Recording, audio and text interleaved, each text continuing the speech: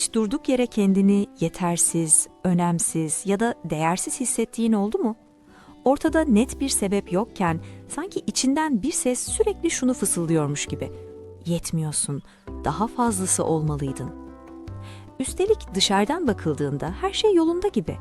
İşin var, çevrende insanlar var, belki başarılı bile görünüyorsun.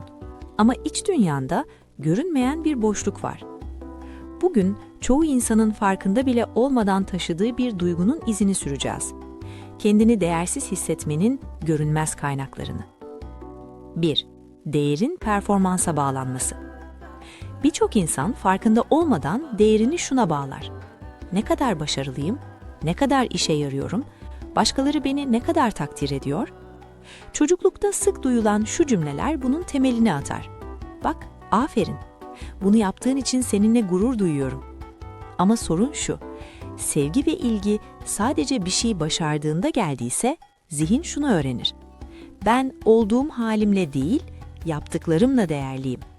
Sonuç, dinlenirken bile suçluluk hissi, hata yaptığında kendini yerden yere vurmak, başaramadığında tüm benliğini sorgulamak. 2. Duygusal ihmal, görülmeden büyümek. Değersizlik hissinin en görünmez ama en güçlü kaynaklarından biri duygusal ihmaldir. Bu illa kötü bir aile demek değildir. Bazen ebeveynler iyi niyetlidir ama şunu yapmazlar.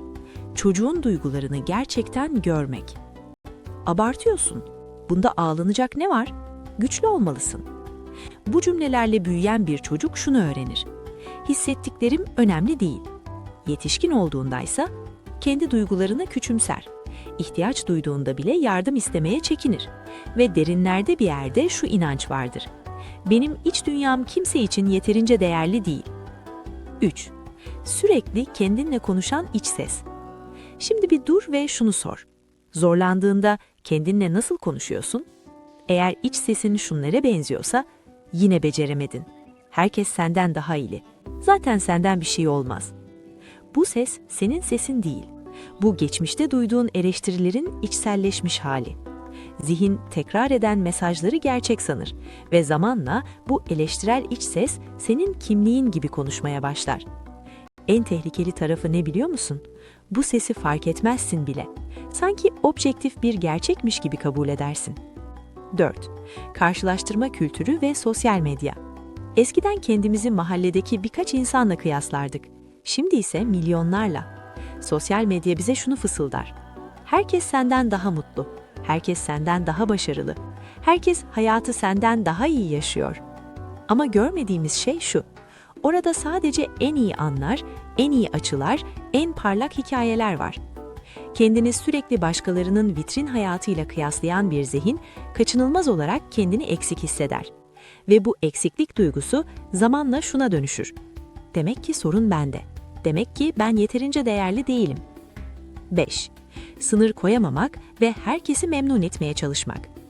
Kendini değersiz hisseden birçok insanın ortak bir özelliği vardır. Hayır diyemezler. Çünkü hayır demek reddedilme riskidir. Ve reddedilmek değersizim inancını tetikler. Bu yüzden kendi ihtiyaçlarını erteleyen, başkalarını üzmemek için kendini yoran, sürekli veren ama karşılığında alamayan insanlar oluşur.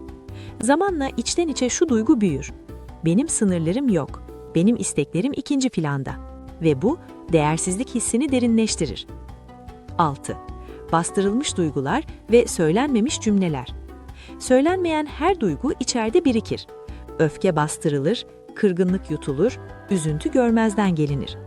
Ama bu duygular yok olmaz, sadece yön değiştirir. Ve çoğu zaman şu şekilde geri döner. Kendimde bir sorun var. Ben yeterli değilim. Benim bir eksiğim var. Oysa çoğu zaman sorun sen değilsin. Sorun uzun süre kendini ifade edememiş olman. 7. Değer kazanılan bir şey değil. Şimdi en önemli noktaya geliyoruz. Değer başarıyla kazanılmaz. Başkalarının onayıyla verilmez. Hatasız olmakla hak edilmez. Değer, insan olduğun için vardır. Bunu ilk defa duyuyormuş gibi geliyorsa yalnız değilsin.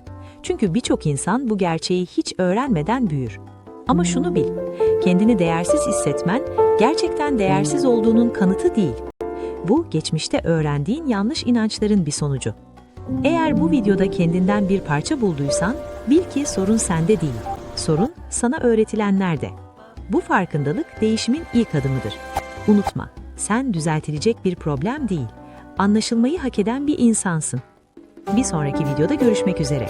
Kendine nazik davranmayı unutma.